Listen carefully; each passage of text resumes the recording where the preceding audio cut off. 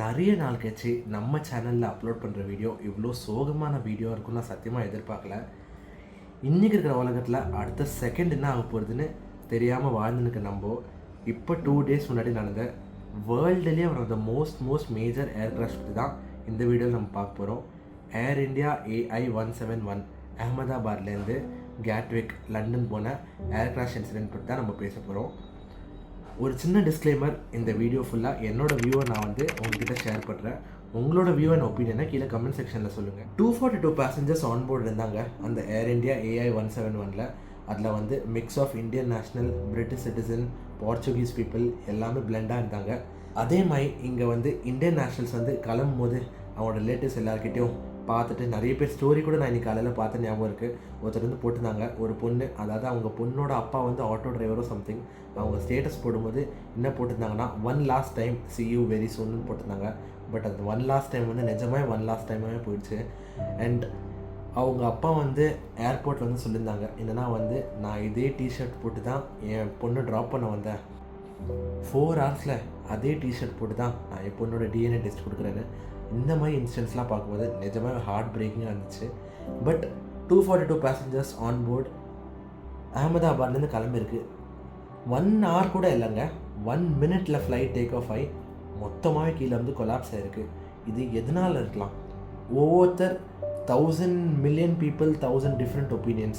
ஆனால் எல்லாத்தையுமே மர்ஜ் பண்ணி பார்த்தோன்னா 3 things நிறைய பேர் சொல்கிறாங்க. 1 is gonna be mechanical failure. Boeing 787 Dreamliner எப்படி நம்ம இந்தியாவில் இண்டிகோலாம் ஏர்பஸ் யூஸ் பண்ணுறாங்களோ அந்த மாதிரி ஏர் இண்டியாவும் ஏர்பஸ் அண்ட் போயிங்கும் யூஸ் பண்ணுறாங்க.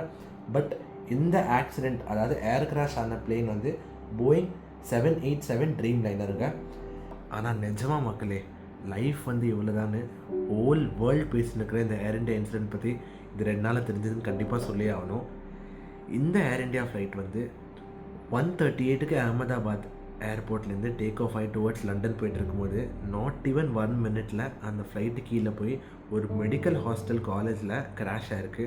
அந்த காலேஜ்லேயும் மோர் தென் 40 கேஷுவாலிட்டிஸ். ஃப்ளைட்டில் இருந்தாங்க, அவங்களுக்கு விதி கீழே போய் போகணுன்னு இருந்துச்சு. பட் காலேஜில் லிட்டரலி லஞ்சு சாப்பிட வந்த பசங்க, தண்ணி குடிக்க வந்த பசங்க, அவங்க எல்லாருமே இறந்து போயிட்டாங்க. இந்த ஃப்ளைட்டில் கூட நிறைய இன்ஃப்ளூயன்சர்ஸ் இருந்தாங்க. ஏன் நம்ம குஜராத் சிஎம் விஜய் ரூபானி இருந்தார். அவர் ஆக்சுவலி லண்டன் போய் அவரோட ஒய்ஃபை திருப்பி கூட்டின்னு வரணும்னு போயிருந்தாராம். ஸோ இந்த ஃப்ளைட்டோட ஃபுல் என்ன ஸ்டோரின்னு பார்த்துடலாங்க. டெல்லியிலேருந்து கிளம்புன இந்த ஏர் இண்டியா 10 மணி கிளம்பியிருக்கு. 11:15 to 11:30 அகமதாபாத் ரீச் ஆகணும். இந்த லெக் சூப்பர் சேஃபாக பேசஞ்சர் ரீச் ஆகிட்டாங்க. அடுத்த லெக், அதாவது லாங் லெக், இது அகமதாபாத்லேருந்து கிளம்பி கேட்விக், அதாவது லண்டன் போகிறதுக்கு ஷெட்யூல்டான ஃப்ளைட் இந்த ஏர் இண்டியா AI-171. லாங் லெக்னால் கண்டிப்பாக டெல்லியிலேருந்து கிளம்பிருக்கும் போது எல்லா செக்கும் பண்ணியிருக்கணும்னு நான் அசியூம் பண்ணுறேன். ஸோ இன்னொரு விஷயம், லாங் லெக்னால் இவங்க வண்டியை நம்ம எப்படி சும்மா நம்ம 2 wheeler ஆகட்டும் 4 wheeler ஆகட்டும் ஒரு லாங் ஜர்னி போனால் ஃபுல் டேங்க் பண்ணுற மாதிரி ஃப்ளைட்டும் அதே மாதிரி தான் ஜெட் ஃபியூல் அவங்க ஃபுல் டேங்க் பண்ணியிருப்பாங்க. ஸோ ஃபியூலோட கெப்பாசிட்டி எவ்வளோ இருக்குன்னு யோசிச்சு பாருங்கள். ஸோ இந்த ஃப்ளைட்டோட 2 எக்ஸ்பீரியன்ஸ்டு க்ரூ, அதாவது பைலட் ஒருத்தருக்கு லிட்ரலி 8000+ ஃப்ளைங் காரோட எக்ஸ்பீரியன்ஸ் இருந்துச்சு. இன்னொரு பைலட், அதாவது ஃபஸ்ட் ஆஃபீஸருக்கு 1000+ ஃப்ளைங் கார்ஸ் இருந்துச்சு. அப்போ யோசிச்சு பாருங்கள் எவ்வளோ எக்ஸ்பீரியன்ஸாக இருப்பாங்கன்னு. ஸோ இப்போ டைம் ஒரு 1:30. எல்லாமே சந்தோஷமாக அவங்க ஊர் விட்டு, சில பேர் சந்தோஷம், சில பேர் எப்படா திருப்பி இந்தியா வரும் மாதிரி ஒரு ஃபீலிங்கில் ட்ராவலில். ஸோ அப்படியே ஜாலியாக ஏறி ஃப்ளைட்டில் உட்காடுறாங்க. ஆல் செட் ஆன் டைமில் ஃப்ளைட் இப்போ டேக் ஆஃப் ஆகிறதுக்கு டாக்ஸ் ஆகிட்டு இருக்குது. இது ஒரு போயிங் 787 ட்ரீம்லைனர். ஸோ அகமதாபாத்லேருந்து டேக் ஆஃப் ஆகுது. லிட்ரலி ஒரு 1 minute பைலட்ஸ்க்கு டேக் ஆஃப் ஆனதுக்கப்புறம் தெரிஞ்சிருச்சு இங்கே ஏதோ ஒன்று சரியில்லைன்னு. அதில் உடனே ஏடிசிக்கு மேடே கால் கொடுத்துட்டாங்க. மேடே கால் ஏவியேஷன் ஃபீல்டில் எப்போ தருவாங்கன்னா, ஏதோ ஒன்று அன்கண்ட்ரோலாக இருக்குது, நெக்ஸ்ட் எதுவும் பண்ண முடியல, இட்ஸ் கான் பியாண்ட் ஹேண்ட்ஸ்ன்னு சொன்னால் அந்த மேடே கால் கொடுப்பாங்க. இந்த ஃப்ளைட்டில் மேடே கால் பைலட்ஸ் கொடுத்தாங்க. ஒரு மேட்டர் ஆஃப் ஒரு ஃபியூ செகண்ட்ஸ் தான். அதுக்கப்புறம் கனெக்ஷன் டிஸ்டர்ப்ட் ஆகிடுச்சு, அதாவது சிக்னல் டிஸ்டர்ப்ட் ஆகிடுச்சு. அதுக்கப்புறம் அது nearby literal residential area. Flight take off ஆகி ஒரு 600 feet கூட இருக்காது. 600 feet ஃப்ளைட்டு மேலே போயிட்டு அப்படியே கீழே BJ மெடிக்கல் காலேஜ்னு ஒரு மெடிக்கல் காலேஜில் ஃப்ளைட் போய் ஃபுல்லாக ரேம் ஆகிடுச்சு. ரேம் ஆனது மட்டும் போகாது, நான் ஸ்டார்டிங்கில் சொன்ன மாதிரி லிட்டரலி 1000 liters ஆஃப் ஃபியூவல் இருந்ததுனால அந்த போன ஸ்பீடில் ஃபுல்லாக பற்றின்னு ஏரிய ஆரம்பிச்சிருச்சு. காலேஜில் ஸ்டூடெண்ட்ஸோட நிலைமையில் யோசிச்சு பாருங்கள். அவங்க சும்மா சாப்பிட்லான்னு சொல்லிட்டு போயிருப்பாங்க. ஆனால் ஒரு பிளேன் காலேஜ்குள்ளே விழுந்தால் அண்ட் 30 to 40 பீப்புள் ஆன் ஸ்பாட்டில் காலி, 40+ பீப்புள் ஹாஸ்பிட்டலைஸ் ஆகிருக்காங்க. ஒஃபிஷியலாக பார்த்திங்கன்னா 241 பீப்புள் எக்ஸ்பயர் ஆகிட்டாங்க ஃப்ளைட்டில் வந்தவங்க. அந்த ஒருத்தர், அதாவது ரமேஷ்னு அவர் பேர், அவர் வந்து அந்த இடத்துல அந்த ஃபுல் சினாரியோவில். ஆனால் இந்த ஒரு விஷயத்தில் அந்த ரமேஷ் பற்றி சொல்கிறதுக்கு முன்னாடி ஒரு நிஜமாக அப்ரிஷியேட் பண்ணதுன்னா அங்கே இருக்கிற காமன் பீப்புளுங்க. ஃபயர் இன்ஜின், கவர்மெண்ட் அஃபிஷியல்ஸ் எல்லாருமே வந்தாலும் அங்கே இருக்கிற காமன் பீப்புள் எவ்வளோ பீப்புளை மேக்ஸிமம் அங்கே ஹெல்ப் பண்ண முடியுமோ அவங்க எல்லாமே கேட்டர் பண்ணாங்க. அங்கே இருக்கிற பீப்புளோட அந்த இன்ஸ்டன்ட் ஹெல்ப் கிடச்சது ரொம்ப ரொம்ப பெரிய விஷயம். அதுக்கப்புறம் ஃபயர் இன்ஜின் ஸ்டாஃப்ஸ் எல்லாருமே வந்தாங்க. ஸோ அந்த ரமேஷ் பற்றி நான் ஏன் சொல்கிறேன்னா, அவர் வந்து கைண்ட் ஆஃப் ஒரு பிக்கெஸ்ட் மிராக்கிள் நான் சொல்லி ஆவேன். நீங்கள் யோசிச்சு பாருங்கள், 242 பீப்புள் பிளேனில் இருக்கிற போது அந்த ஒருத்தர் மட்டும் தப்பிச்சாருன்னா அவர் நோ வேர்ட்ஸ். அவரை பற்றி சொல்கிறதுக்கு ஒன்றுமே இல்லை. அவரும் வந்து எப்படி தப்பிச்சாருன்னா, அவர் வந்து உள்ளே வந்து அவர் ரீசெண்ட் இன்டர்வியூஸ்லாம் பார்த்தேன். அப்போ அவங்க என்ன சொன்னாங்கன்னா, எல்லாமே என்னால் ஞாபகம் இருக்குது. அவர் இன்னும் ஒரு மாதிரி ஷாக்கில் இருக்கார். அந்த ஃப்ளைட்டு கீழே வந்து அந்த ஃபயர்லாம் பிடிச்சதுக்கப்புறம் லிட்ரலி பீப்புள் அப்படியே எல்லாம் லிட்ரலி பாடிஸ்லாம் பேர்ன் ஆகுது, அப்படியே அங்கே பார்த்தாங்க. ஆனால் ஒருத்தர் வந்து அந்த டைம்லேயும் வெளிலேருந்து அவர் உள்ளேருந்து வெளில இழுத்து அதுக்கப்புறம் அவர் அப்படியே நடந்து போயிட்டுருக்கும்போது காயத்தோடு அவர் நடந்து போயிட்டுருக்காரு, மூஞ்சில், காலில், கையில் எல்லாத்துலேயும். ஆனால் அந்த சீட் நம்பர் 11A, இன்றைக்கி நான் சொல்கிறேங்க, கோயிங் ஃபார்வர்ட் இயர்ஸில் சீட் நம்பர் 11A வந்து most demanded seat on aircraft இருக்கும். ஏன்னா இந்த மாதிரி டைமில் அது ஒரு எமர்ஜென்சி விண்டோ. பேசிக்கலி அவர் வந்து அவரோட எமர்ஜென்சி அலர்ட்டான பிரெயின் யூஸ் பண்ணி வெளில வந்தாரா என்னன்னு தெரில, எல்லாம் போக போக நமக்கு தெரியும். ஸோ இது எல்லாத்தோட ஓனர், அதாவது ஏர் இண்டியா குரூப்போட சேர்மன் யாருன்னு பார்த்தீங்கன்னா அவர் பேர் தான் சந்திரசேகர். அவர் வந்து தமிழ்நாடு சேர்ந்தவர் தான். அவர் வந்து அந்த ஸ்பாட்டுக்கு போனார். இம்மீடியட்டாக போயிட்டு லிட்டரலி அவரும் ஸ்பீச்லெஸ் ஆகிட்டார். அவர் மட்டும் இல்லை, யார் அந்த ஸ்பாட்டுக்கு போனாலும் ஸ்பீச்லெஸ் ஆகிருப்பாங்க. ஏன்னா அந்த மாதிரி ஒரு இன்சிடெண்ட் இது. ஆனால் இம்மீடியட்டாக அவர் வந்து 3 விஷயம் வந்து அனௌன்ஸ் பண்ணிட்டாங்க. ஒன்று வந்து யாரெல்லாம் விக்டிமோ, யாரெல்லாம் டிசீஸ்டோ அவங்களுக்கு வந்து அவங்க ஃபேமிலிக்கு இண்டிவிஜுவலாக 1 crore தரதான் சொல்லிட்டாங்க.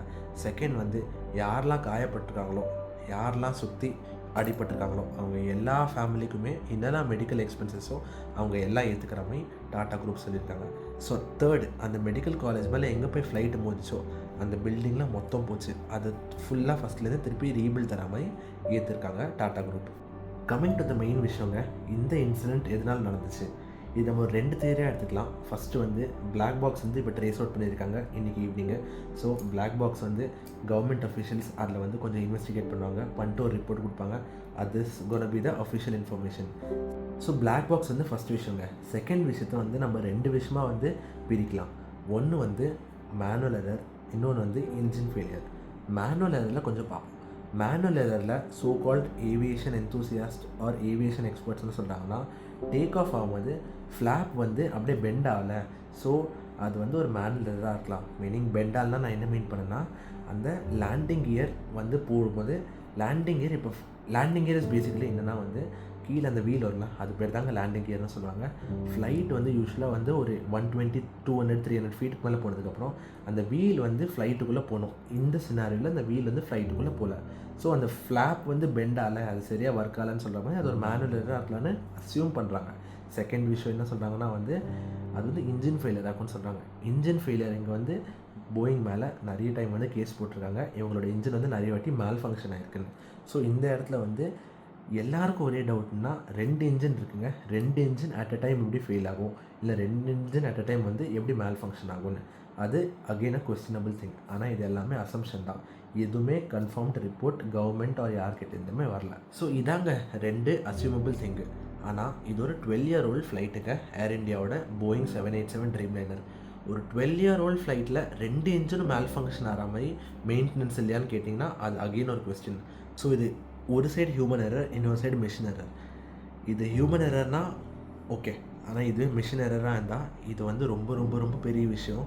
நீங்கள் ஆல்ரெடி எக்கனாமி வைஸ் பார்த்தீங்கன்னா இந்த இன்சிடென்ட் நடந்தால் அடுத்த செகண்ட் போயிங்கோட ஸ்டாக் வந்து மோர் தென் 10% ஒரே நாளில் டவுன் ஆச்சு.